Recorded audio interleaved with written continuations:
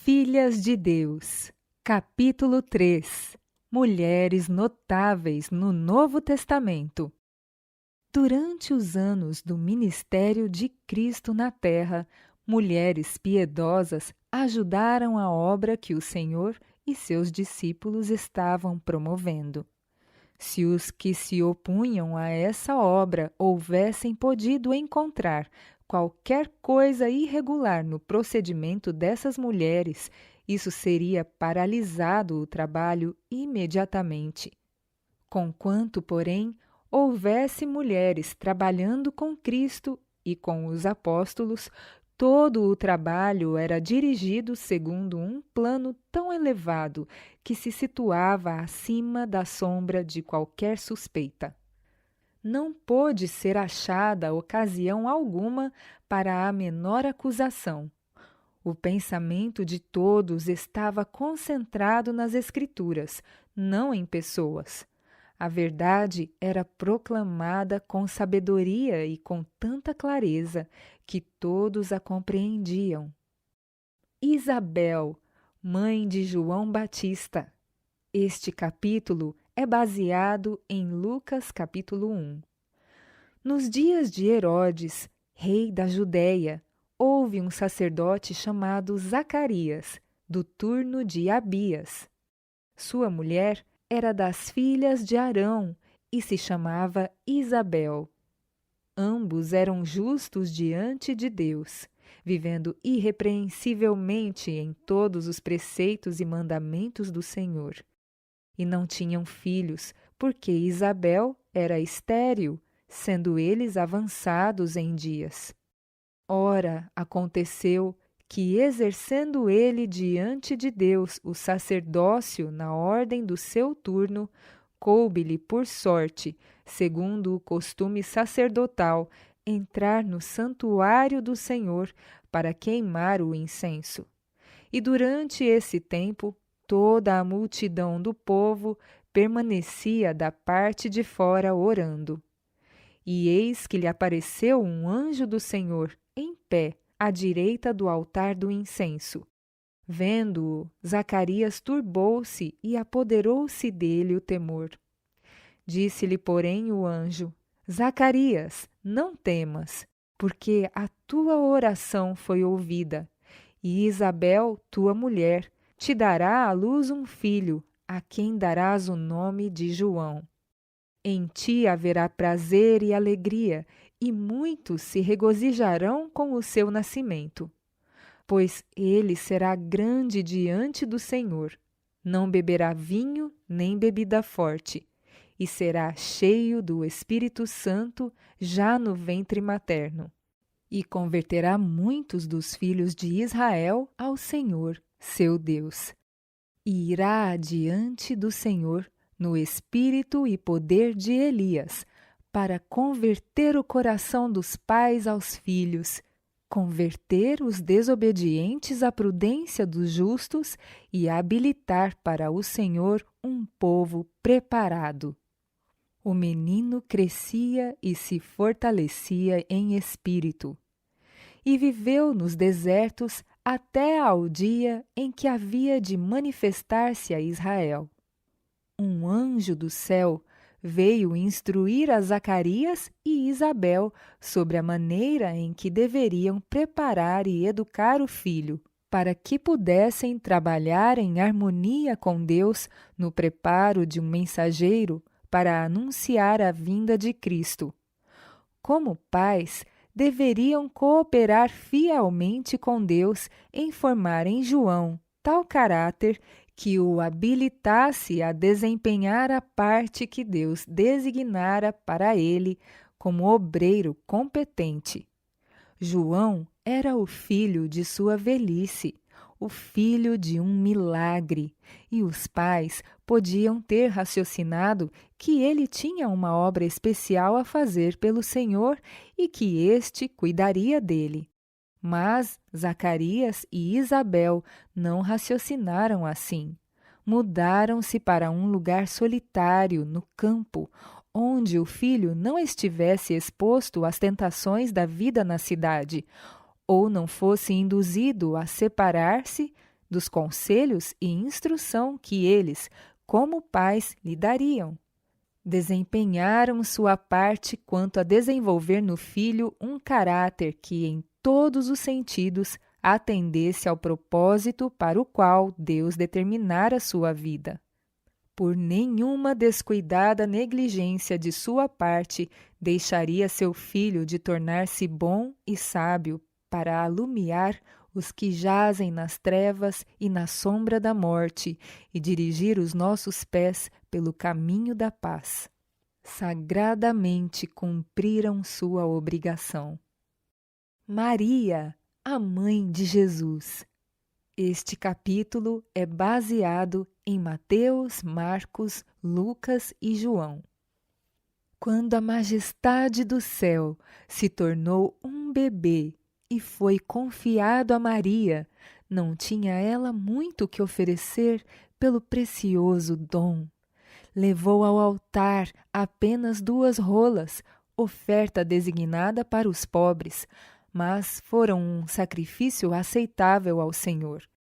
Não podia apresentar tesouros raros, como os sábios do Oriente, que foram a Belém para os depor diante do Filho de Deus.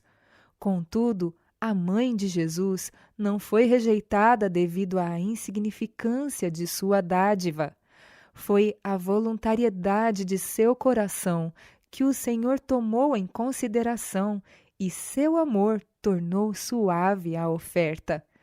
Assim, aceitará Deus a nossa dádiva, embora seja ela pequena, se for o melhor que temos e for oferecida por amor a Ele.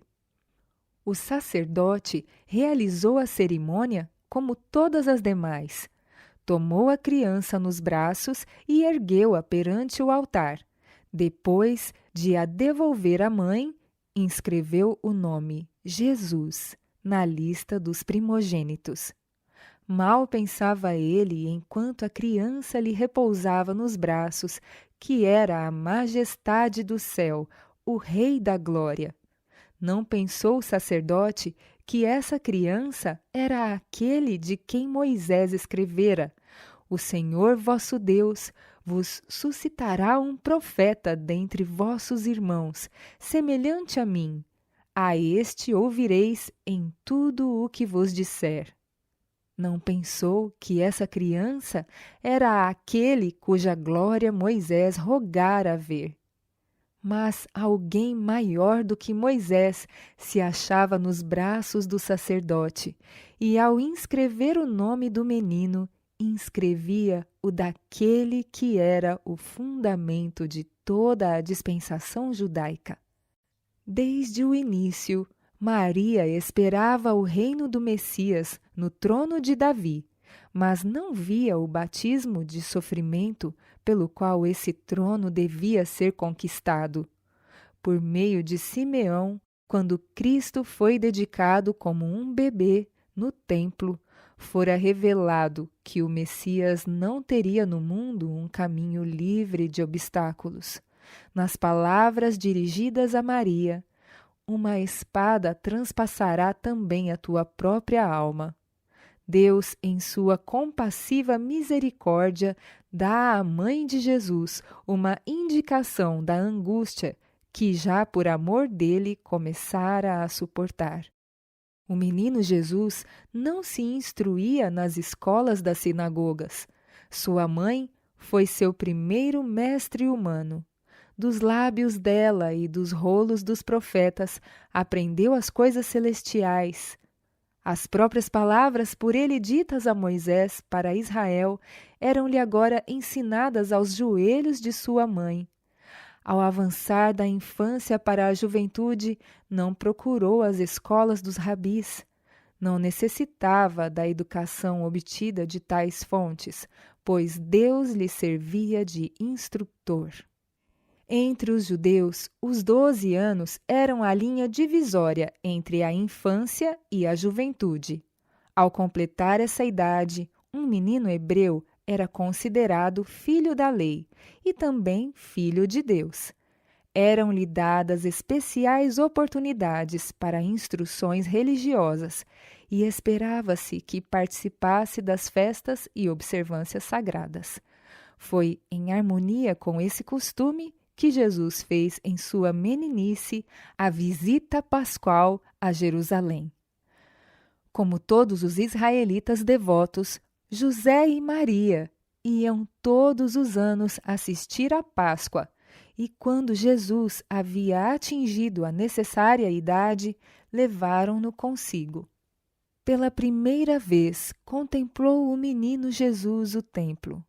Viu os sacerdotes de vestes brancas realizando seu solene ministério. Viu a ensanguentada vítima sobre o altar do sacrifício. Com os adoradores, inclinou-se em oração, enquanto acendia perante Deus a nuvem de incenso.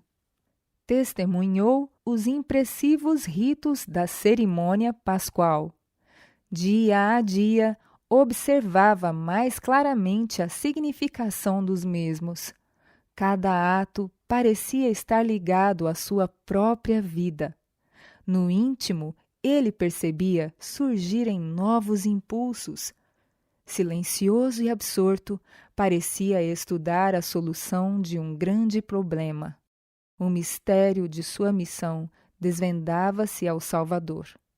Enlevado pela contemplação dessas cenas, não permaneceu ao lado dos pais, buscou estar sozinho. Ao terminarem as cerimônias pascuais, demorou-se ainda no pátio do templo, e ao partirem os adoradores de Jerusalém, Jesus foi deixado para trás.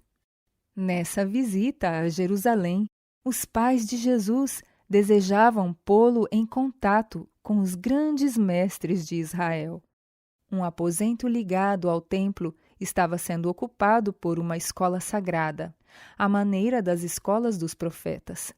Ali se reuniam mestres de destaque com os alunos, e ali foi ter o menino Jesus.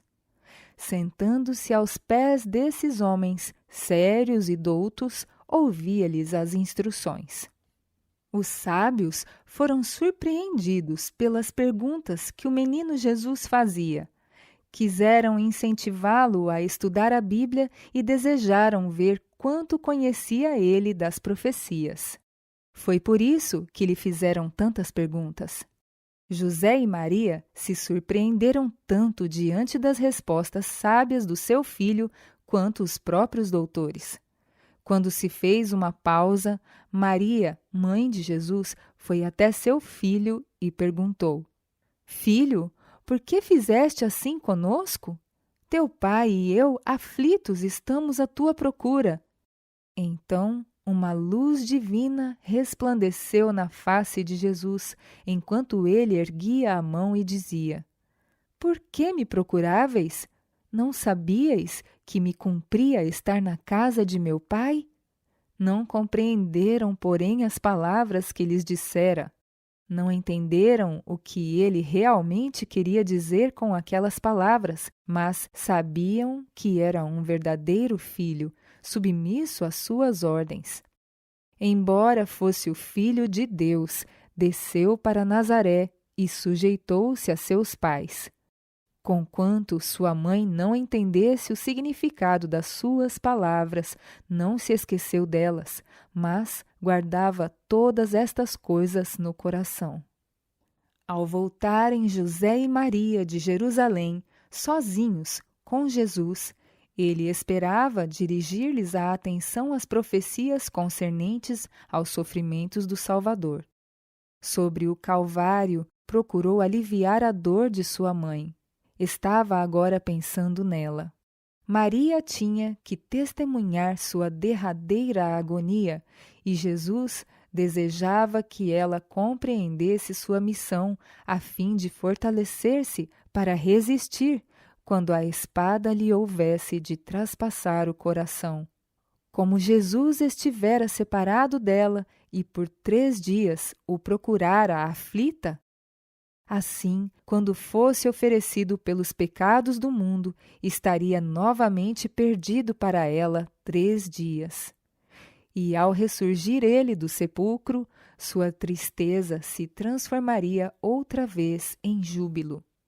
Mas quão melhor teria ela suportado a angústia da morte do filho, se houvesse compreendido as Escrituras, para as quais ele lhe procurava agora volver os pensamentos. Por 12 anos de sua vida, andou ele pelas ruas de Nazaré e trabalhou com José no seu ofício, executando cuidadosamente os deveres que correspondiam a um filho. Até ali, não havia dado indícios de seu peculiar caráter, ou tornado manifesta a natureza de sua missão na terra como Filho de Deus.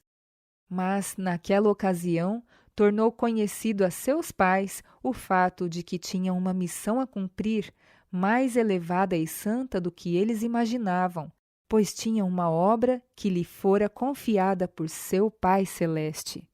Maria sabia que Jesus havia negado um relacionamento filial com José e declarado sua filiação ao Eterno. Perplexa, não compreendeu plenamente o significado das palavras quando ele se referiu à sua missão. Indagava em sua mente se alguém teria contado a Jesus que José não era seu verdadeiro pai, mas que Deus era seu pai. Maria ponderava essas coisas no coração.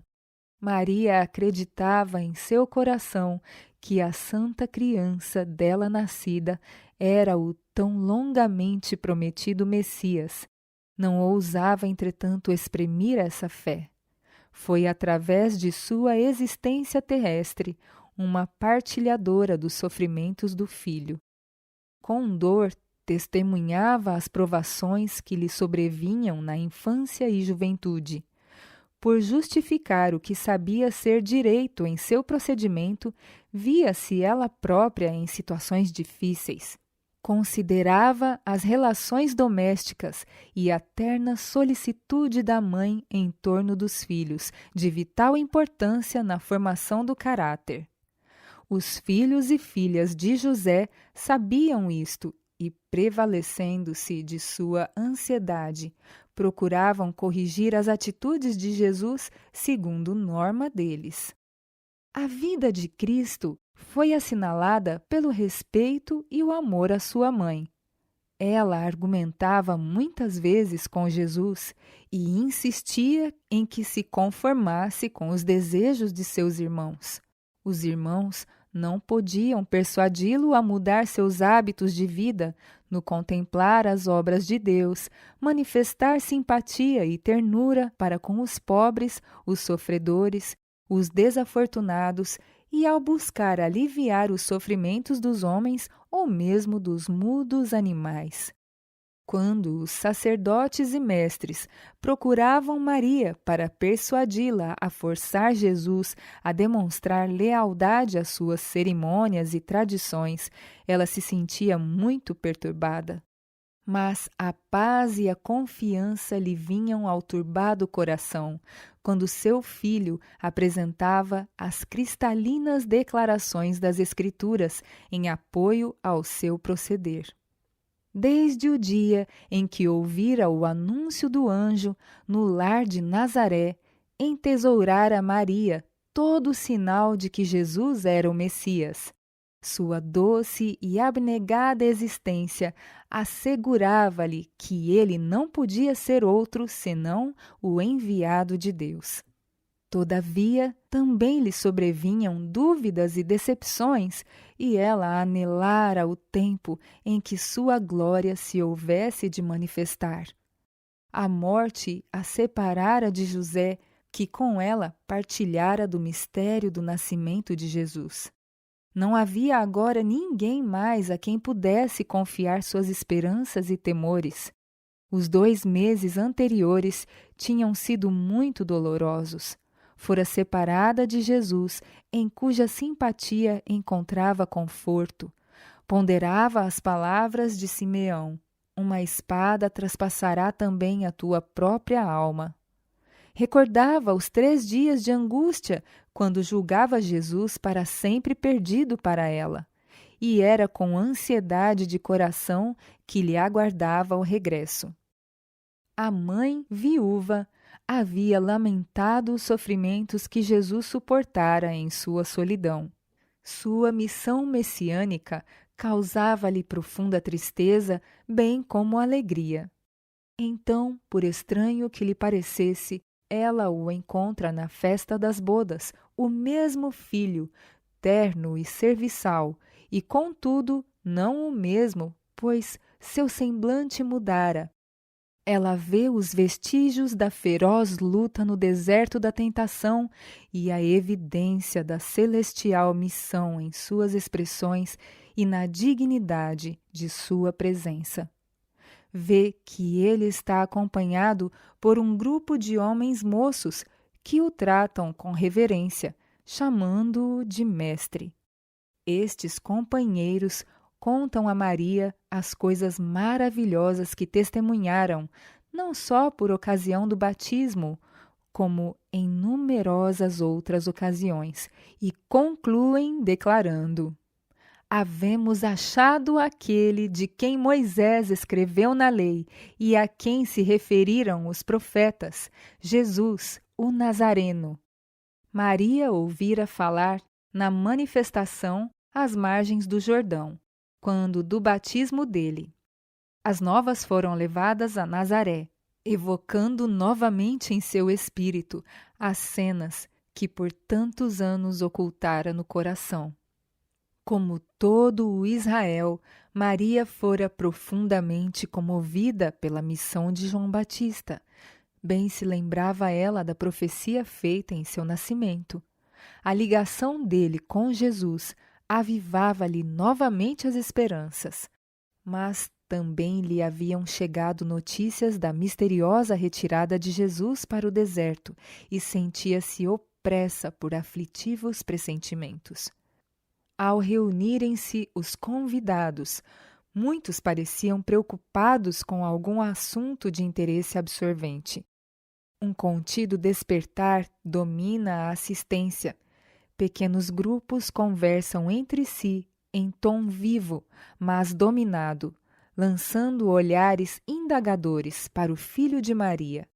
Ao ouvir o testemunho dos discípulos quanto a Jesus, alegrara-se com a certeza de não haverem sido vãs suas tão longamente acariciadas esperanças.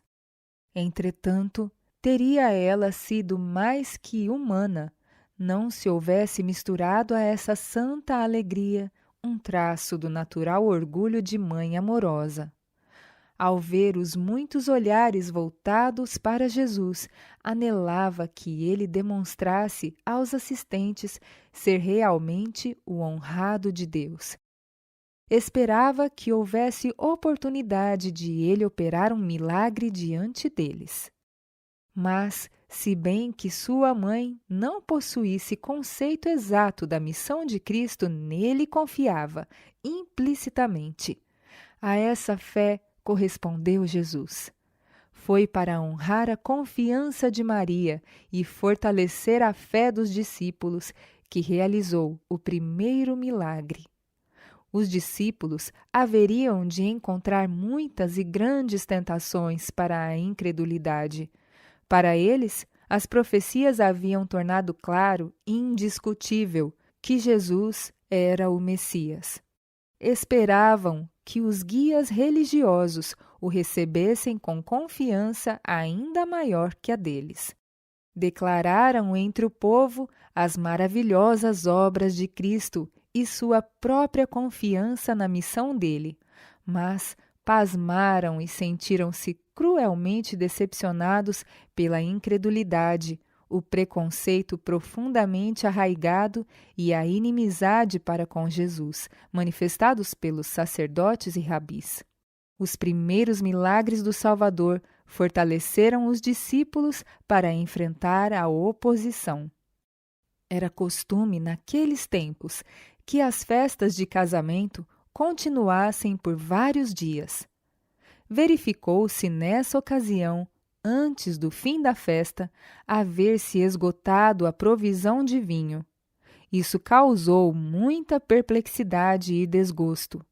Era coisa fora do comum dispensar o vinho em ocasiões festivas, e a ausência do mesmo pareceria indicar falta de hospitalidade. Como parenta dos noivos, Maria a ajudara nos preparativos da festa e falou agora a Jesus dizendo: "Não tem vinho." Essas palavras eram uma sugestão de que ele poderia suprir a necessidade. Mas Jesus respondeu: "Mulher, que tenho eu contigo? Ainda não é chegada a minha hora." Sem se desconcertar absolutamente com as palavras de Jesus, Maria disse aos que serviam à mesa: "Fazei tudo quanto ele vos disser." Assim fez ela o que podia para preparar o caminho para a obra de Cristo. Depois disso, desceu a Cafarnaum, ele e sua mãe e seus irmãos e seus discípulos, e ficaram ali não muitos dias. E estava próxima a Páscoa dos judeus, e Jesus subiu a Jerusalém. Nisto chegaram sua mãe e seus irmãos, e tendo ficado do lado de fora, mandaram chamá-lo. Muita gente estava sentada ao redor dele e lhe disseram: "Olha, tua mãe, teus irmãos e irmãs estão lá fora à tua procura." Não há uma afirmação clara na Bíblia nem no espírito de profecia sobre quão frequentes, se é que existiram, outros contatos de Maria com Jesus até o momento da crucifixão. E quando chegaram ao lugar chamado a Caveira, ali o crucificaram. Uma vasta multidão seguiu Jesus, do tribunal ao Calvário. As novas de sua condenação se espalharam por toda Jerusalém. Chegando ao lugar da execução, os presos foram ligados ao instrumento da tortura. A mãe de Jesus, apoiada por João, o discípulo amado, seguira seu filho ao Calvário. Vira-o desmaiar sob o peso do madeiro e anelara suster com a mão aquela cabeça ferida, banhar aquela fronte que um dia se lhe reclinara no seio. Não lhe era, no entanto, concedido esse triste privilégio. Mais uma vez, seu coração desfaleceria ao evocar as palavras em que lhe haviam sido preditas as próprias cenas que se estavam desenrolando então. Deveria ela renunciar à sua fé de que Jesus era o Messias? Deveria testemunhar-lhe a vergonha e a dor sem ter sequer o consolo de servi-lo em sua aflição? Viu-lhe as mãos estendidas sobre a cruz. Foram trazidos o martelo e os pregos, e ao serem estes cravados na tenra carne, os discípulos, profundamente comovidos, levaram da cruel cena o corpo desfalecido da mãe de Jesus. Em seu sofrimento, enquanto o olhar de Jesus vagueava pela multidão que o cercava, uma figura lhe prendeu a atenção. Ao pé da cruz se achava sua mãe, apoiada pelo discípulo João. Ela não podia suportar permanecer longe de seu filho, e João, sabendo que o fim se aproximava, trouxera-a de novo para perto da cruz. Na hora de sua morte, Cristo lembrou-se de sua mãe. Olhando-lhe o rosto abatido pela dor, e depois a João, disse, dirigindo-se a ela: "Mulher, eis aí o teu filho." E depois a João: "Eis aí tua mãe." João entendeu as palavras de Cristo e aceitou o encargo. Levou imediatamente Maria para sua casa e daquela hora em diante dela cuidou ternamente. Ó piedoso, amorável Salvador! Por entre toda a sua dor física e mental angústia, teve solícito cuidado para com sua mãe. Não possuía dinheiro com que lhe provesse o conforto, achava-se, porém, entronizado na alma de João e entregou-lhe sua mãe como precioso legado. Assim, providenciou para ela aquilo de que mais necessitava, a terna simpatia de alguém que a amava porque ela amava a Jesus. E acolhendo-a como santo legado, estava João recebendo grande bênção. Ela lhe era uma contínua recordação de seu querido mestre. Maria e Marta. Este capítulo é baseado em Lucas capítulo 10, versículos 38 a 42 e João capítulo 11. Jesus se hospedava frequentemente no lar de Maria e Marta e de seu irmão Lázaro. Marta, muitas vezes, assoberbava-se com os cuidados das tarefas diárias, enquanto Maria buscava primeiramente as palavras de Jesus. Jesus, com frequência, encontrara o repouso que sua fatigada natureza humana requeria na casa de Lázaro, em Betânia. Sua primeira visita ali ocorrera quando ele e seus discípulos se sentiram cansados de uma penosa viagem a pé de Jericó a Jerusalém. Permaneceram como hóspedes no sossegado lar de Lázaro e foram acolhidos por suas irmãs, Marta e Maria. A despeito da fadiga de Jesus, ele continuou a instrução que estivera dando a seus discípulos pela estrada, com referência às qualificações necessárias para preparar homens para o reino do céu. A paz de Cristo repousou sobre o lar do irmão e das irmãs. Marta se enchia de ansiedade para proporcionar conforto aos hóspedes, mas Maria fora seduzida pelas palavras de Jesus a seus discípulos e, vendo uma oportunidade áurea de familiarizar-se melhor com as doutrinas de Cristo, entrou silenciosamente na sala, onde ele se sentara e, ocupando lugar aos pés de Jesus, sorvia ansiosamente cada palavra que lhe caía dos lábios. Ao dar Cristo suas admiráveis lições, Maria sentava-se aos seus pés, ouvinte atenta e reverente.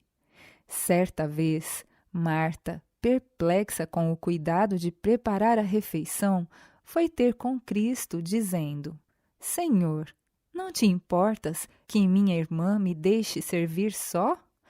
Dize-lhe, pois, que me ajude. Isto foi por ocasião da primeira visita de Cristo a Betânia. O Salvador e os discípulos haviam feito a pé a fatigante viagem de Jericó até lá. Marta anelava proporcionar-lhes conforto e, em sua ansiedade, esqueceu a gentileza devida ao hóspede. Jesus lhe respondeu branda e pacientemente: Marta, Marta, estás ansiosa e afadigada com muitas coisas, mas uma só é necessária, e Maria escolheu a boa parte, a qual não lhe será tirada.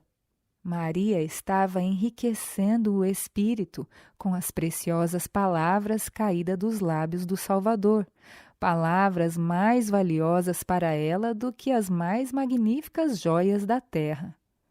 Há uma só coisa que Marta necessitava, era espírito calmo, devoto, mais profundo anseio de conhecimento da vida futura, imortal, e as graças necessárias ao progresso espiritual.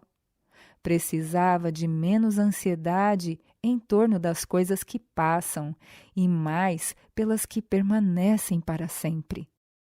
Jesus quer ensinar seus filhos a se apoderarem de toda a oportunidade de adquirir o conhecimento que os tornará sábios para a salvação.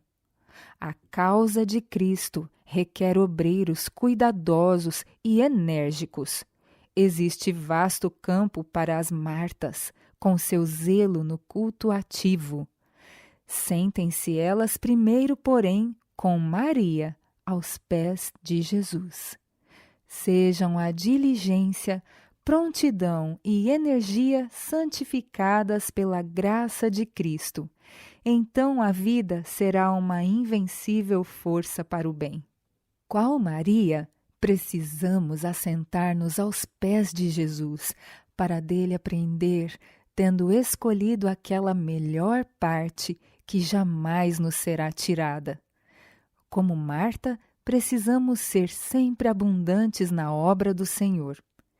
As realizações cristãs mais altas só podem ser alcançadas mediante muito uso dos joelhos em oração sincera. Uma fibrazinha da raiz do egoísmo que permaneça na mente brotará quando menos se espere, e assim muitos serão contaminados. Lemos, no relato inspirado, que amava Jesus a Marta e a sua irmã e a Lázaro. Contudo, após ter recebido a notícia de que Lázaro estava enfermo, ainda se demorou 2 dias no lugar onde estava. Guiado por divina sabedoria, ele não foi imediatamente ao encontro de seus amados amigos. A mensagem que lhe chegara não recebeu uma resposta imediata. Maria e Marta não disseram: Senhor, vem logo e cura nosso irmão. Confiavam em Jesus, crendo que ele faria o que fosse melhor em seu favor. Por fim, disse ele a seus discípulos: Nosso amigo Lázaro adormeceu, mas vou para despertá-lo. Quando ele, Jesus, chegou a Betânia, ouviu de várias pessoas que Lázaro estava morto e sepultado fazia 4 dias. Marta apressou-se a encontrá-lo, contou-lhe da morte do irmão, dizendo: Senhor, se estiveras aqui, não teria morrido meu irmão. Em meio a seu desapontamento e pesar, ela não perdera a confiança em Jesus e acrescentou: Também sei que mesmo agora, tudo quanto pedires a Deus, Deus te concederá. Jesus fortaleceu sua fé declarando-lhe: Teu irmão há de ressurgir. Quando Jesus perguntou a Marta: Crês isto? Ela respondeu com uma confissão de fé: Senhor, eu tenho crido que tu és o Cristo, o Filho de Deus, que devia vir ao mundo. Dessa maneira, Marta declarou sua crença em Jesus como Messias e na sua capacidade de realizar qualquer obra que lhe aprovesse. Jesus pediu que Marta chamasse sua irmã e os amigos que tinham vindo para confortar as aflitas mulheres. Quando Maria chegou, caiu aos pés de Jesus também chorando. Senhor, se estiveras aqui, meu irmão não teria morrido. Diante de todo esse pesar, Jesus agitou-se no espírito e comoveu-se. E perguntou: Onde o sepultastes? Eles lhe responderam: Senhor, vem e vê. Juntos encaminharam-se todos à sepultura de Lázaro, que era uma gruta, a cuja entrada tinham posto uma pedra. Em tudo quanto fazia, Cristo cooperava com o Pai. Tinha sempre o cuidado de tornar claro que não agia independentemente. Era pela fé e a oração que ele realizava seus milagres. Cristo desejava que todos soubessem suas relações para com o Pai. Pai, disse, graças te dou por me haveres ouvido. Eu bem sei que sempre me ouves. Mas eu disse isto por causa da multidão que está em redor, para que creiam que tu me enviaste. Ali, aos discípulos e ao povo devia ser proporcionada a mais convincente prova com respeito à relação existente entre Cristo e Deus. Devia-lhes ser mostrado que a afirmação de Cristo não era um engano. E tendo dito isto, clamou com grande voz: Lázaro, sai para fora. Sua voz clara e penetrante soa aos ouvidos do morto. Ao falar, a divindade irrompe através da humanidade. Em seu rosto iluminado pela glória de Deus, vê o povo a certeza de seu poder. Todos os olhos se acham fixos na entrada do sepulcro, todos os ouvidos atentos ao mais leve som. Com intenso e doloroso interesse, aguardam todos a prova da divindade de Cristo, o testemunho que há de comprovar sua declaração de ser o Filho de Deus, ou para sempre extinguir a esperança. Há um ruído na silenciosa tumba, e o que estivera morto aparece à entrada. Seus movimentos são impedidos pela mortalha em que está envolto, e Cristo diz à estupefata assistência: desatai-o e deixai-o ir. Mais uma vez lhes é mostrado que o obreiro humano deve cooperar com Deus. A humanidade deve trabalhar pela humanidade. Lázaro é desligado e aparece ao grupo, não como uma pessoa emagrecida pela doença, membros débeis e vacilantes, mas como um homem na primavera da vida, no vigor de nobre varonilidade. Brilham-lhe os olhos de inteligência e de amor para com o Salvador. Lança-se em adoração aos pés de Jesus. Mediante a ressurreição de Lázaro, muitos foram levados a crer em Jesus. Era plano de Deus que Lázaro morresse e fosse posto na tumba antes da chegada do Salvador. A ressurreição de Lázaro foi um milagre coroador de Cristo, e por causa dele muitos glorificaram a Deus. Simão fora curado de lepra, e isso é que o atraíra a Jesus. Desejara mostrar sua gratidão e, na última visita de Cristo a Betânia, ofereceu um banquete ao Salvador e a seus discípulos.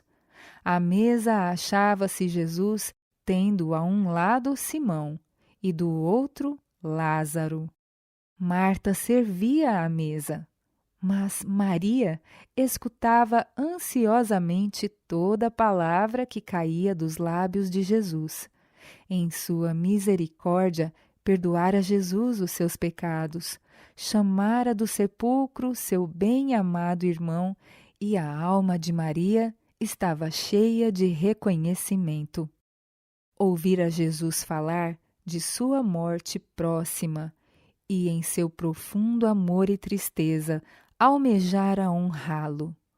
Com grande sacrifício para si, comprara um vaso de alabastro, de unguento de nardo puro, de muito preço, para com ele ungir-lhe o corpo.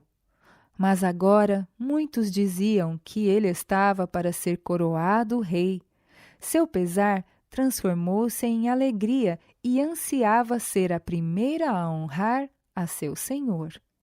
Quebrando o vaso de unguento, derramou o conteúdo sobre a cabeça e os pés de Jesus, e depois, enquanto de joelhos chorava, umedecendo-os com lágrimas, enxugava-os com os longos cabelos soltos.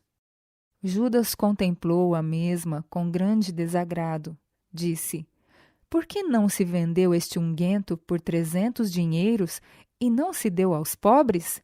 E em volta da mesa passou a murmuração: para que é este desperdício? Maria ouviu as palavras de crítica. Estava para se esquivar dali, quando se ouviu a voz de seu senhor: deixai-a. Por que a molestais? Erguendo a voz acima dos murmúrios da crítica, disse: ela praticou boa ação para comigo, porque os pobres sempre os tendes convosco, e quando quiserdes, podeis fazer-lhes bem, mas a mim nem sempre me tendes. Esta fez o que podia, antecipou-se a ungir o meu corpo para a sepultura. A mulher samaritana. Este capítulo é baseado em João, capítulo 4, versículos de 5 a 42. Os judeus e os samaritanos se desprezavam. Jamais pediam algum favor um ao outro, mesmo que fosse grande a necessidade. E nunca se dirigiam a uma mulher, a menos que ela falasse primeiro. Quando Jesus, um judeu, pediu a uma samaritana um pouco de água para beber, praticou um ato inédito. O diálogo que se seguiu mudou a vida dela. Quão gratos devíamos ser por ter Cristo assumido a natureza humana e se tornado sujeito à tentação, assim como nós. Embora tomasse sobre si a humanidade, ele era divino. Tudo o que se atribui ao Pai atribui-se a Cristo. Sua divindade fora revestida com a humanidade. Ele era o Criador do céu e da terra, e enquanto esteve sobre a terra, sentiu-se fatigado, como os homens se sentem, e buscou repouso para a pressão constante do labor. Aquele que fizera o oceano, que rege as águas do grande abismo e abre as fontes e rios da terra, repousou de sua fadiga junto ao poço de Jacó e esteve na dependência da bondade de uma estranha, até quanto a dádiva de um pouco de água. Quando ela questionou o decoro do seu pedido, como era que ele, sendo judeu, pedia água para uma samaritana, ele lhe falou palavras que revelaram seu caráter divino. Disse: Se conheceras o dom de Deus e quem é o que te pede, dá-me de beber, tu lhe pedirias, e ele te daria água viva. Quando a mulher expressou surpresa diante de sua declaração, ele continuou: Quem beber desta água tornará a ter sede. Aquele, porém, que beber da água que eu lhe der, nunca mais terá sede. Pelo contrário, a água que eu lhe der será nele uma fonte a jorrar para a vida eterna. A mulher o olhou com atenta curiosidade. Ele conseguira despertar-lhe o interesse e inspirar a respeito para consigo mesmo. Ela agora percebia que não era a água do poço de Jacó que Jesus se referia, pois dessa usava ela continuamente, bebendo e voltando a ter sede.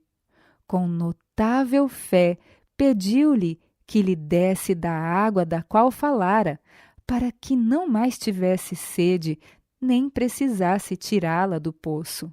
Jesus então mudou abruptamente o assunto da conversa e pediu que ela chamasse o seu marido. A mulher respondeu francamente que não tinha marido.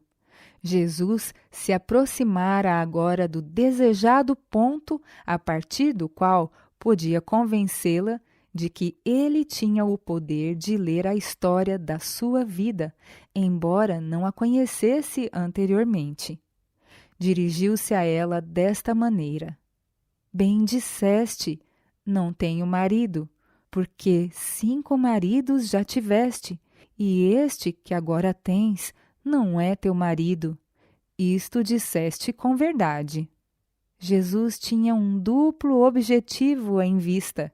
Desejava despertar-lhe a consciência quanto ao pecado de seu estilo de vida, bem como provar-lhe que olhos mais sábios do que a visão humana haviam lido os segredos de sua vida.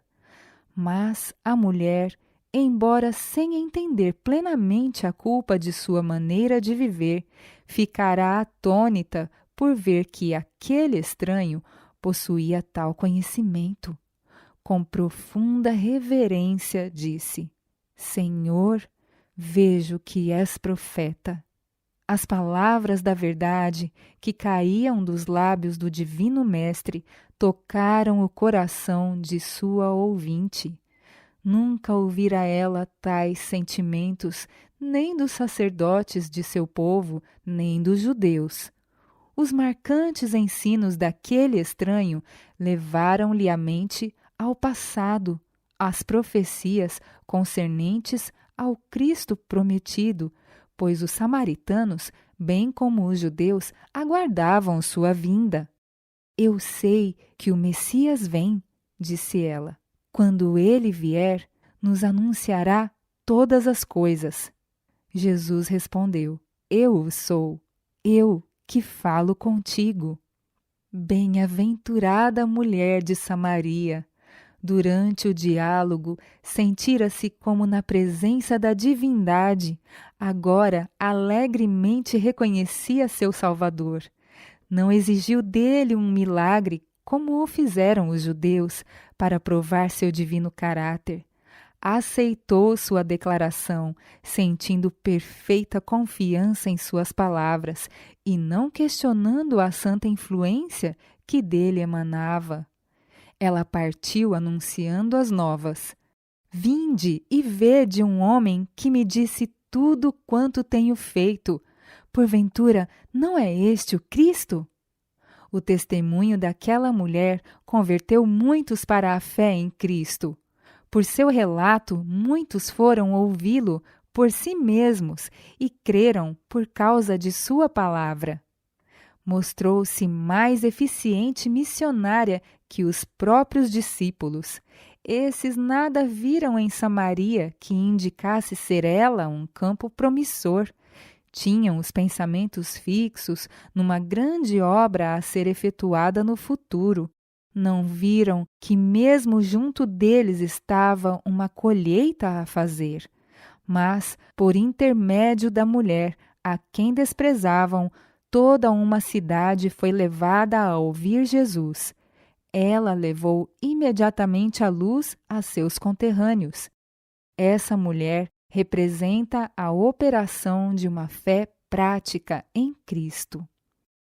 A mulher que tocou a orla do manto de Jesus.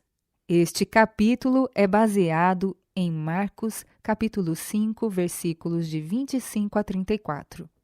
Essa mulher estivera doente por muitos anos. Os médicos não puderam socorrê-la, mas ela cria que se pudesse tocar Jesus, seria curada. Abra a porta do seu coração e Cristo, o hóspede celestial, entrará. Você pode ter uma fé nominal, justamente uma fé como a das pessoas que rodeavam Jesus nas ruas da Judéia, mas essa fé não o ligará a ele. Você precisa de uma fé semelhante à da pobre mulher que estivera enferma por muitos anos. Havia buscado o auxílio dos médicos, mas sua enfermidade piorava cada vez mais. Ela ouviu de Cristo e teve fé nele. Creu que se tão somente pudesse tocar a orla de seu manto, seria curada. Cristo compreendeu o anseio do seu coração. Ele compreende o desejo de cada coração atraído a ele e o atende. Essa pobre mulher, que ansiava por auxílio, aproveitou sua primeira oportunidade de ir à presença de Jesus. A multidão o rodeava, mas ela forcejou por adiantar-se até poder tocar suas vestes e naquele momento foi curada. Cristo entendeu que dele havia saído o poder. A mulher sentira sua desesperada necessidade e sua fé a tornara sã. Assim será com cada um que em sua necessidade for a Jesus e de seus méritos se apropriar por meio de fé viva. Cristo indagou quem o havia tocado. Seus discípulos se surpreenderam por ter ele feito essa pergunta, quando estava rodeado por uma grande multidão. Disseram: Vês que a multidão te aperta e dizes: Quem me tocou? Mas Jesus sabia que alguém o tocara, não com um toque casual, mas com o toque da fé. Uma alma anelante se estendera a ele em busca de um auxílio que ninguém a não ser ele podia dar. Jesus disse: Bem conheci que de mim saiu virtude.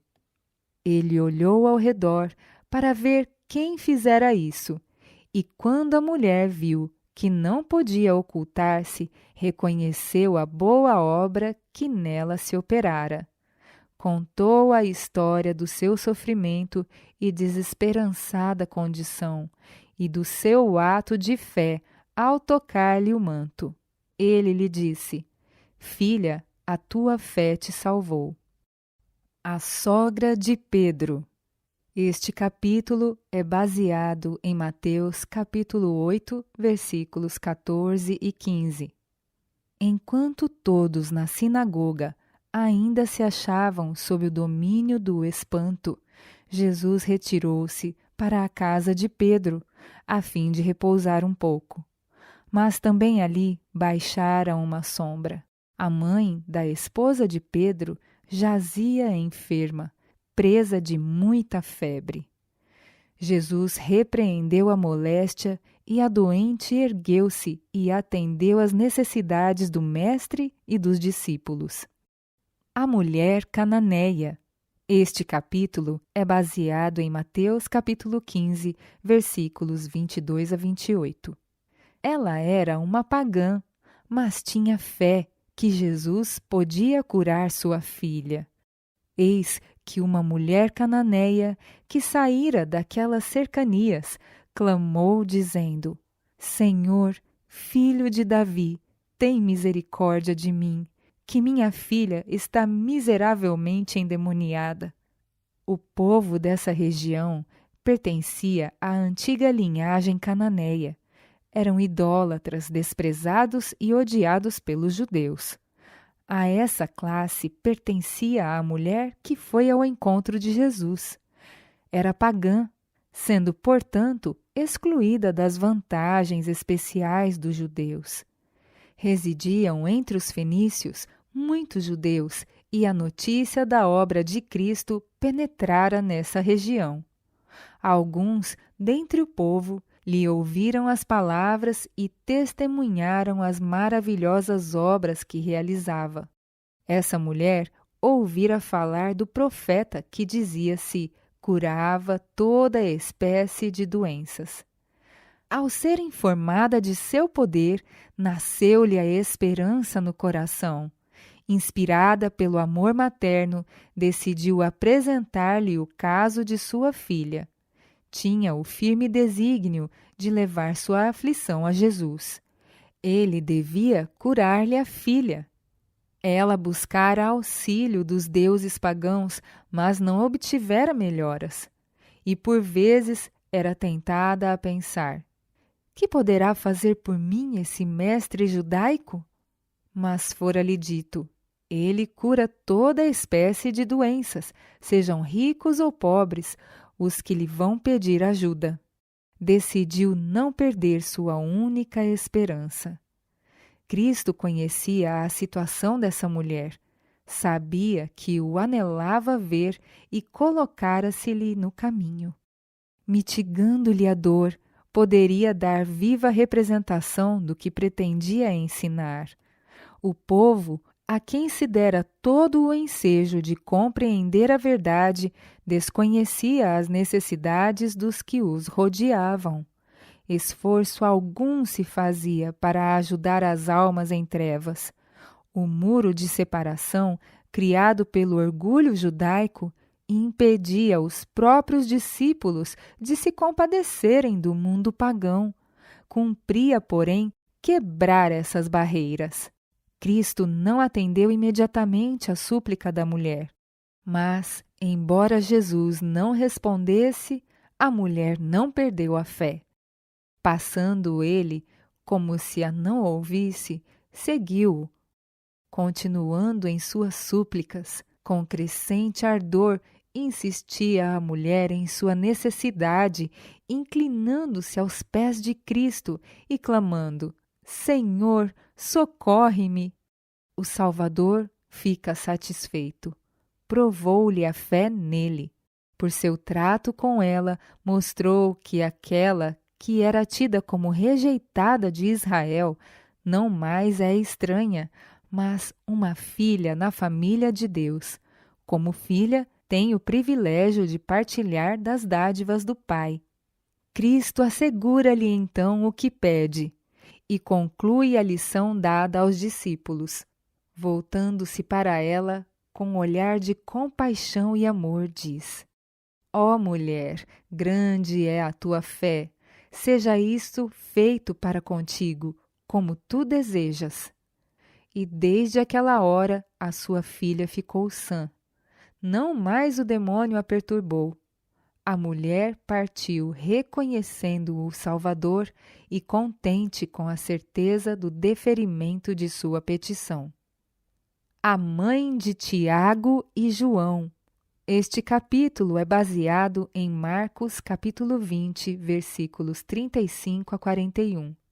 Tiago e João apresentaram por intermédio de sua mãe um pedido para que lhes fosse permitido ocupar a mais alta posição de honra no reino de Cristo.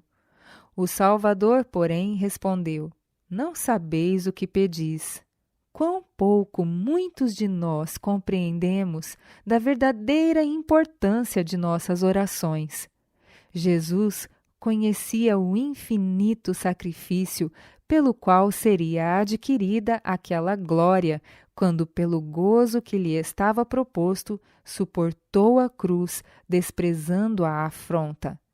Esse gozo era, por vez, pessoas salvas por sua humilhação, sua agonia e o derramamento de seu sangue. Cristo não reprovou João e Tiago e sua mãe por terem feito esse pedido de sentarem-se à sua direita e esquerda no reino. Ao apresentar os princípios de amor que deveriam motivá-los em seu trato uns com os outros, ele apresentou aos indignados discípulos a instrução que gostaria de vê-los praticando na vida diária. Deviam tomar sua vida como exemplo e seguir-lhe os passos.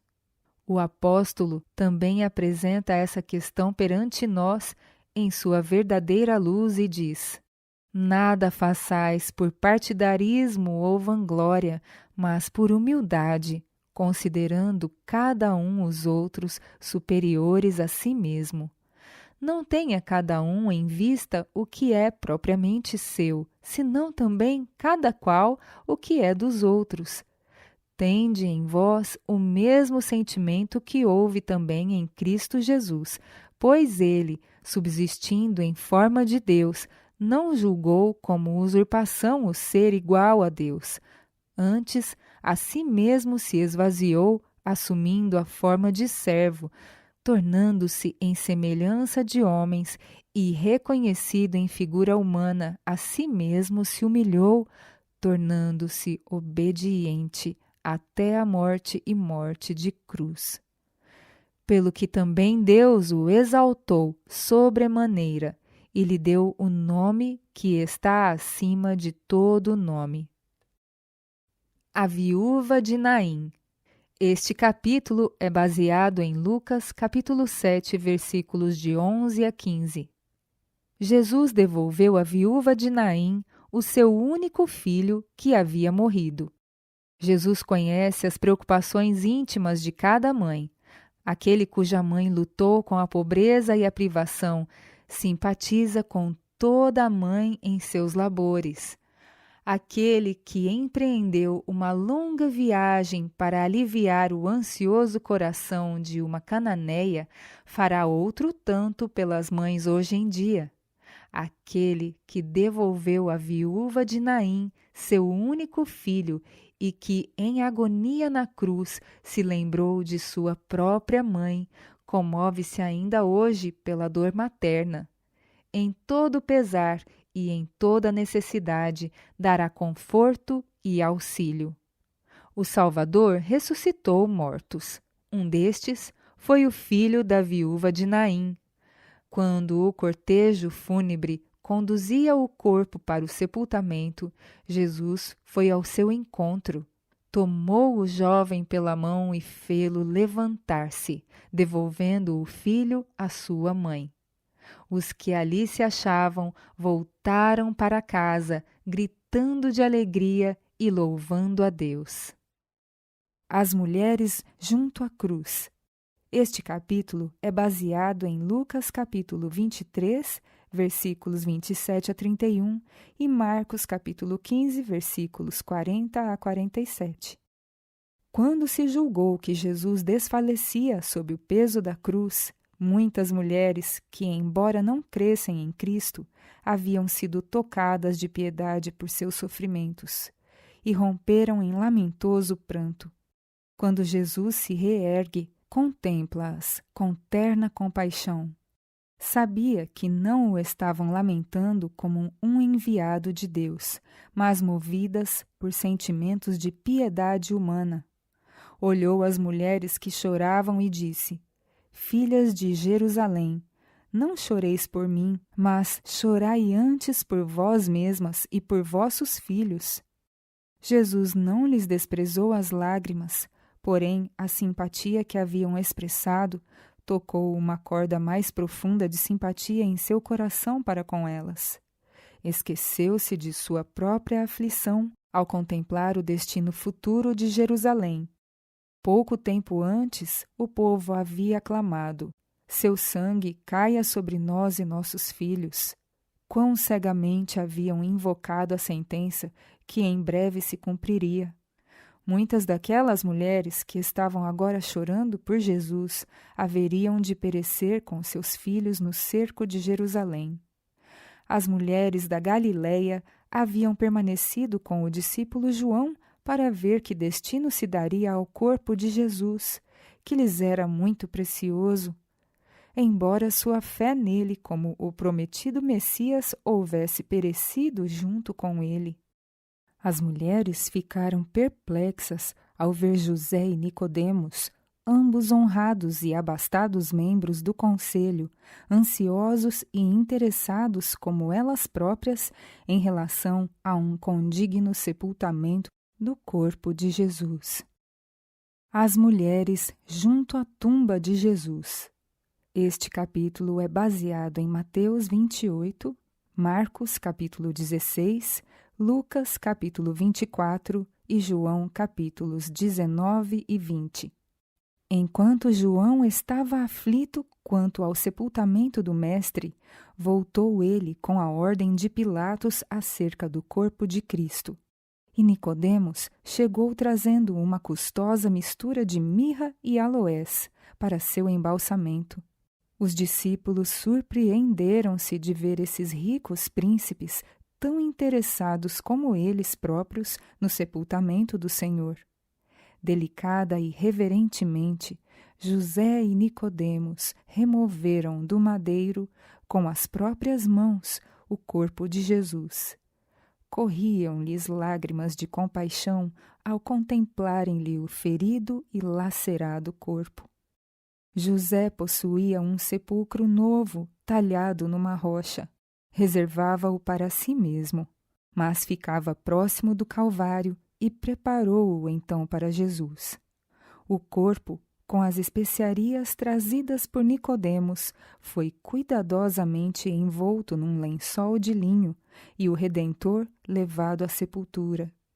Aí os 3 discípulos, João, José e Nicodemos, compuseram-lhe os mutilados membros e cruzaram-lhe as mãos feridas sobre o inanimado peito. As mulheres galileias foram ver se fizera tudo quanto se podia fazer pelo corpo sem vida do amado Mestre. Viram então que fora rolada a pesada pedra para a entrada do sepulcro e o Salvador deixado a repousar. As mulheres foram as últimas ao pé da cruz e as últimas também a deixar o sepulcro. Enquanto baixavam as sombras da noite, Maria Madalena e as outras Marias demoravam-se ainda em torno do lugar em que descansava o Senhor, derramando lágrimas de dor pela sorte daquele a quem amavam. E voltando elas, no sábado repousaram, conforme o mandamento. No findar do sábado, ao entrar o primeiro dia da semana, Maria Madalena e a outra Maria foram ver o sepulcro. Ao se aproximarem, viram que a grande pedra fora removida e que uma luz brilhava ao redor da tumba. O corpo de Jesus não estava lá, mas logo viram um anjo. As mulheres que foram ao sepulcro não partiram todas do mesmo lugar. Maria Madalena foi a primeira a chegar ao local e, ao ver que a pedra fora retirada, correu para anunciá-lo aos discípulos. Depois chegaram as outras mulheres. Havia uma luz em volta do sepulcro, mas o corpo de Jesus não se achava ali. Enquanto andavam em torno, viram de repente não se encontrarem sós. Um jovem de vestes brilhantes estava sentado junto ao túmulo. Era o anjo que rolara a pedra. Tomara a forma humana a fim de não atemorizar essas discípulas de Jesus. Todavia, brilhava-lhe ainda em torno a glória celestial, e as mulheres temeram. Voltaram-se para fugir, mas as palavras do anjo lhes detiveram os passos. Não tenhais medo, disse ele, pois eu sei que buscais a Jesus, que foi crucificado. Ele não está aqui, porque já ressuscitou, como havia dito. Vinde, vede o lugar em que o Senhor jazia. E depois, imediatamente, e dizei aos seus discípulos que já ressuscitou dos mortos. De novo olharam elas para o sepulcro e tornaram a ouvir as maravilhosas novas. Outro anjo em forma humana ali está e diz: Por que buscais o vivente entre os mortos? Não está aqui, mas ressuscitou. Lembrai-vos como vos falou, estando ainda na Galileia, dizendo: Convém que o Filho do Homem seja entregue nas mãos de homens pecadores e seja crucificado e ao terceiro dia ressuscite. Maria, entretanto, permanecia junto à entrada do túmulo, chorando. Enquanto chorava, abaixou-se, olhou para dentro do túmulo e viu 2 anjos vestidos de branco, sentados onde o corpo de Jesus fora posto, um à cabeceira e outro aos pés. Então eles lhe perguntaram: Mulher, por que choras? Ela lhes respondeu: Porque levaram o meu Senhor, e não sei onde o puseram. Sentindo que devia encontrar alguém que lhe dissesse o que havia sido feito com Jesus, Maria se afasta da presença dos anjos. Ao fazê-lo, outra voz se dirige a ela: Mulher, por que choras? Com os olhos turvados pelas lágrimas, Maria vê alguém que supõe ser o jardineiro. Senhor, diz ela, se tu o tiraste, dize-me onde o puseste, que eu o levarei. Disse-lhe Jesus: Maria. Ao ouvir a voz familiar, ela se volta para ele. Sabe agora que não é um estranho quem lhe fala. Diante de seus olhos, vê o Salvador vivo. Salta na direção dele, como para abraçar-lhe os pés, dizendo: Rabone. Mas o Salvador ergue a mão e diz: Não me toques, porque ainda não subi para meu Pai. Mas vai ter com os meus irmãos e dize-lhes: Subo para meu Pai e vosso Pai, para meu Deus e vosso Deus.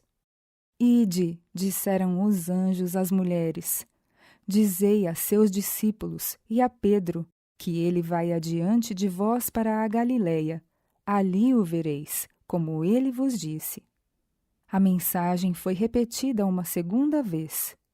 Dizei a seus discípulos e a Pedro que ele vai adiante de vós para a Galileia. Ali o vereis. Todos os discípulos haviam abandonado a Jesus, e o chamado para se encontrarem com ele outra vez os inclui a todos.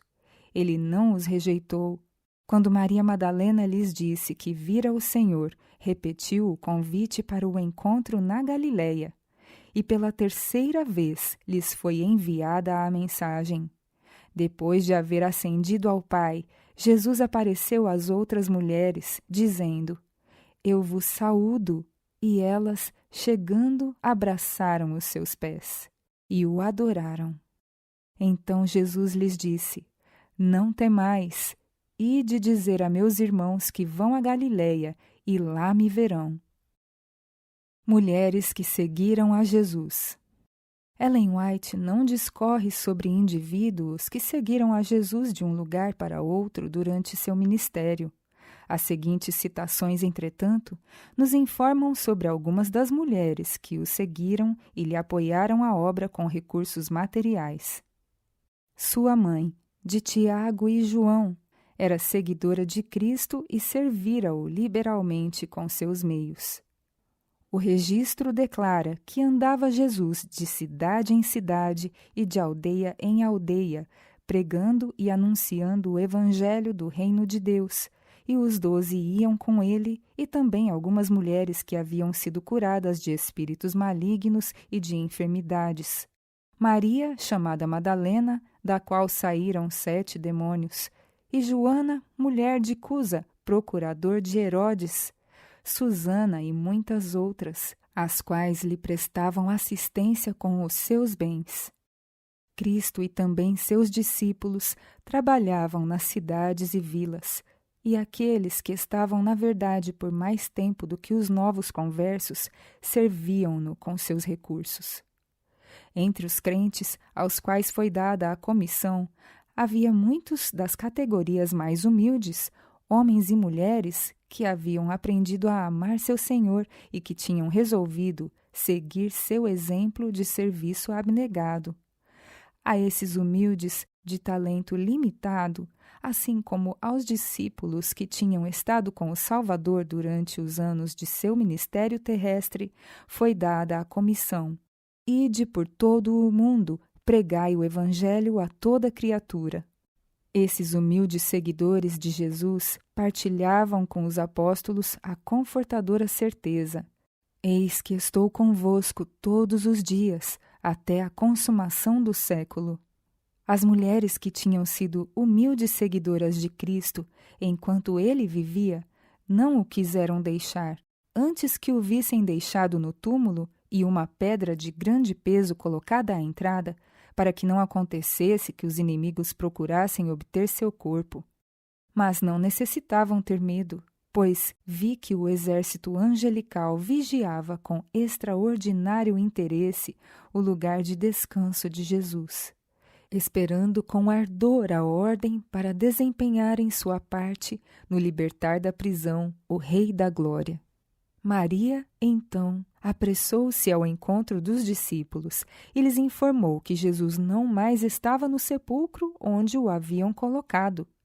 Enquanto fazia isso, as outras mulheres que a aguardavam junto ao sepulcro examinaram mais atentamente o interior para certificarem-se de que seu Senhor se havia ido. Um jovem de vestes brilhantes estava sentado junto ao túmulo.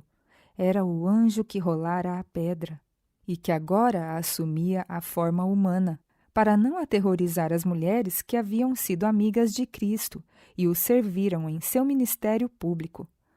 Mas, a despeito de ter se velado o resplendor do anjo, as mulheres ficaram muito impressionadas e atemorizadas diante da glória do Senhor que o rodeava.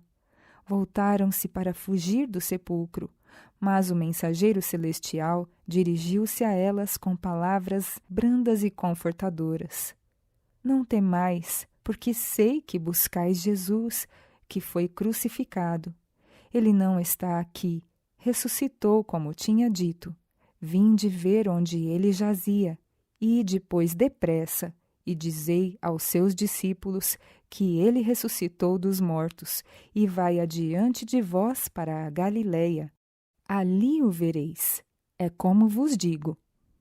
Dorcas. Este capítulo é baseado em Atos dos Apóstolos, capítulo 9, versículos 36 a 42. Dorcas era uma mulher muito amada, que havia sempre feito o bem e ajudado os outros, especialmente os pobres. Quando morreu, os crentes mandaram chamar Pedro, que se encontrava perto, em Lida. Em Jope havia uma certa Dorcas, cujos hábeis dedos eram mais ativos que sua língua. Ela sabia quem necessitava de roupas confortáveis e quem necessitava de simpatia, e liberalmente ministrava as necessidades de ambas as classes. E quando Dorcas morreu, a igreja em Jope sentiu sua perda. Não admira que tenham chorado e lamentado, e que lágrimas ardentes haviam caído sobre o seu corpo inanimado. Ela era de tão grande valor que, pelo poder de Deus, foi trazida de volta da terra do inimigo, a fim de que sua habilidade e energia pudessem ser ainda uma bênção para outros. Aconteceu naqueles dias que, enfermando ela, morreu. A igreja de Jope sentiu a sua perda e, ouvindo que Pedro estava em Lida, os crentes lhe enviaram mensageiros, rogando-lhe que não se demorasse em vir ter com eles. E, levantando-se Pedro, foi com eles. Quando chegou, o levaram ao quarto alto, e todas as viúvas o rodearam, chorando e mostrando as túnicas e vestes que Dorcas fizera quando estava com eles. Em vista da vida de serviços que Dorcas vivera, não admira que chorassem. O coração do apóstolo foi tocado de simpatia ao contemplar-lhes a tristeza. Então, determinando que os amigos em pranto se retirassem do quarto, ajoelhou-se e orou fervorosamente a Deus para que restabelecesse Dorcas a vida e a saúde. Voltando-se para o corpo, disse: Tabita, levanta-te. E ela abriu os olhos e, vendo a Pedro, assentou-se. Dorcas fora de grande utilidade à igreja e Deus quis trazê-la da terra do inimigo. Lídia. Este capítulo é baseado em Atos dos Apóstolos, capítulo 16, versículos 14, 15 e 40. Lídia era mercadora de Tiatira e vendia custosos tecidos de púrpura. Também era adoradora de Deus e ofereceu hospitalidade aos discípulos. Chegara o tempo em que o evangelho devia ser pregado além dos confins da Ásia Menor. O chamado era imperativo, não admitindo demora, declara Lucas. Fomos correndo em caminho direito para a Samotrácia e no dia seguinte para Nápoles, e dali para Filipos, que é a primeira cidade desta parte da Macedônia, e é uma colônia. E no dia de sábado, continua Lucas, saímos fora das portas para a beira do rio, onde julgávamos ter lugar para a oração. E, assentando-nos, falamos às mulheres que ali se ajuntaram.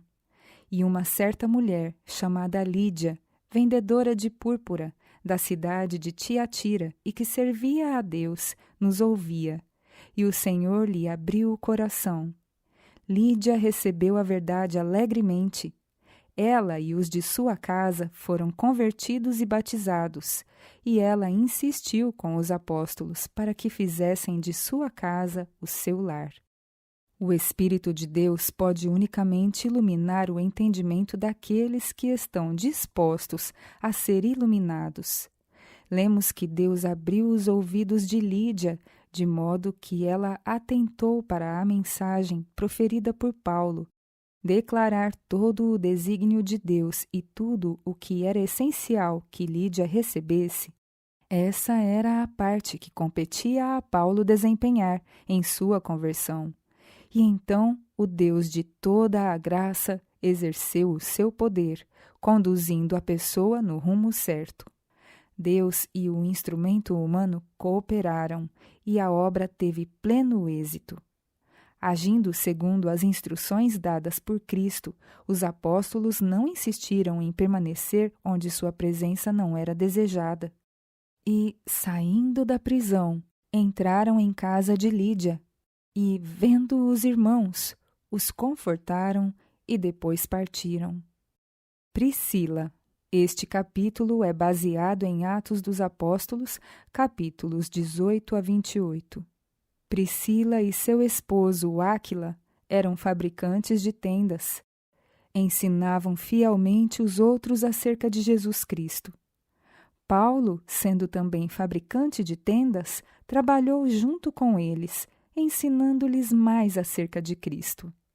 A inveja e a ira dos judeus contra os cristãos em Roma não conheciam limites, e os residentes incrédulos eram constantemente instigados.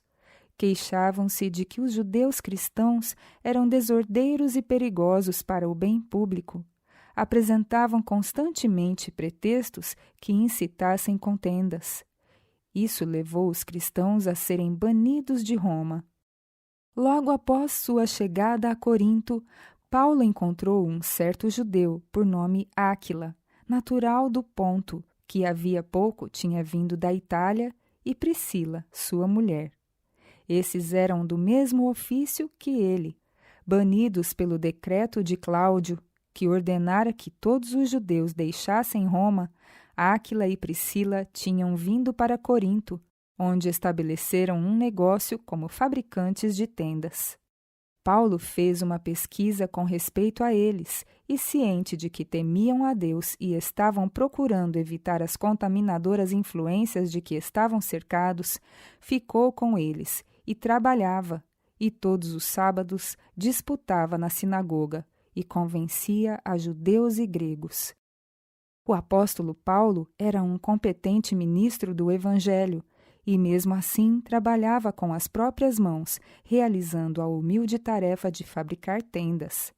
Ao trabalhar manualmente, não enfraquecia a obra de comunicar a Áquila e Priscila a grande verdade do Evangelho de Cristo. Esses dois homens e Priscila trabalhavam com as mãos e as técnicas que Paulo aplicava na fabricação de tendas eram engenhosas. Ele também introduziu novos métodos ao trabalhar em favor das pessoas, pregando o Evangelho de Jesus Cristo. Muitos foram levados ao conhecimento da verdade enquanto observavam o fiel trabalhador fazendo tendas para manter-se, a fim de não depender de ninguém quanto ao alimento e vestuário. Enquanto assim laborava, mostrou-se habilidoso, não remisso no zelo, fervoroso de espírito, servindo ao Senhor, e ao pregar a palavra não era menos fervoroso e eloquente, por causa de seu tato comercial. Por que ligava Paulo dessa forma o trabalho manual à pregação do Evangelho? Não era o operário digno do seu salário? Por que não empregava todo o seu tempo na pregação? Por que perder tempo e forças na fabricação de tendas? Mas Paulo não considerava o tempo gasto na fabricação de tendas como perdido, absolutamente. Enquanto trabalhava com Áquila, mantinha-se em contato com o grande mestre. Dava a Áquila a instrução necessária nas coisas espirituais e também ensinou os crentes a serem unidos. Enquanto trabalhava em seu ofício, dava um exemplo de diligência e meticulosidade. Era diligente no trabalho, não remisso no zelo, fervoroso de espírito, servindo ao Senhor. Ele, Áquila e Priscila, realizaram mais de uma reunião de oração e louvor com os que a ele se associavam na fabricação de tendas. Esse era um testemunho quanto ao valor da verdade que apresentavam. Áquila e Priscila não foram chamados a dar todo o seu tempo ao ministério evangélico. Todavia, esses humildes obreiros foram usados por Deus para mostrar a Apolo mais perfeitamente o caminho da verdade. O Senhor emprega vários instrumentos para a realização de seu propósito, e enquanto alguns com talentos especiais são escolhidos para devotar todas as suas energias à tarefa de ensinar e pregar o Evangelho, muitos outros, sobre quem mãos humanas nunca foram postas em ordenação, são chamados a desempenhar importante parte na obra da salvação. Depois de deixar Corinto, o próximo ponto de trabalho de Paulo foi Éfeso. Ele estava a caminho de Jerusalém, a fim de assistir a uma festividade que se aproximava, e sua permanência em Éfeso foi necessariamente breve. Disputou com os judeus na sinagoga, e tão favorável foi a impressão exercida sobre eles que insistiram para que continuasse seu trabalho entre eles. Seu plano de visitar Jerusalém impediu-o então de demorar-se, mas prometeu que voltaria para eles, se Deus quiser. Áquila e Priscila haviam-no acompanhado a Éfeso, e ele os deixou ali para que continuassem a obra que ele havia começado. Ana, a profetisa.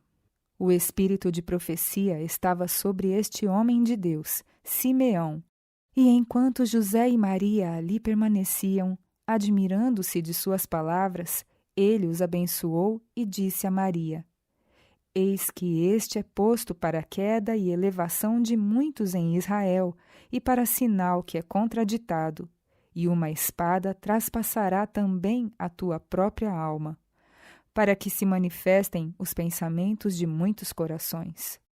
Também Ana, uma profetisa, entrou e confirmou o testemunho de Simeão a respeito de Cristo.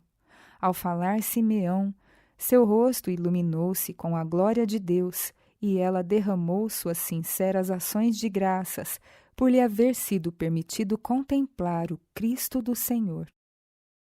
A esposa de Pilatos. O aspecto de Cristo produziu favorável impressão em Pilatos. Foi despertado o lado melhor de sua natureza. Ouvira falar de Jesus e suas obras. Sua esposa contara-lhe alguma coisa dos maravilhosos feitos realizados pelo profeta Galileu, que curara os doentes e ressuscitara os mortos. Agora, como se fora um sonho, isso se reavivou na memória de Pilatos. Recordou boatos que ouvira de várias fontes, decidiu indagar dos judeus quais suas acusações contra o preso. Pilatos, desde o princípio, convenceu-se de que ele não era um homem comum, mas de excelente caráter. Creu que ele era inteiramente inocente. Os anjos que testemunhavam toda a cena notaram as convicções de Pilatos e registraram sua simpatia e compaixão por Jesus. E para livrá-lo de envolver-se no tremendo ato de entregar Jesus para ser crucificado, foi enviado um anjo à esposa de Pilatos para informá-la, através de um sonho, que era no julgamento do Filho de Deus que Pilatos estava envolvido, e que ele era um inocente sofredor. Ela, de imediato, mandou avisar a Pilatos que havia sofrido muitas coisas em sonho por causa de Jesus, e o advertiu a não fazer nada contra aquele homem santo. O mensageiro que trazia a comunicação abriu apressadamente caminho entre a multidão e a entregou a Pilatos. Ao lê-la, ficou trêmulo e pálido. Imediatamente pensou em não envolver-se com a questão. Se quisessem o sangue de Jesus, ele não lhes emprestaria sua influência, mas se esforçaria por libertá-lo. Se Pilatos tivesse seguido sua convicção, não teria tido participação nenhuma na condenação de Jesus.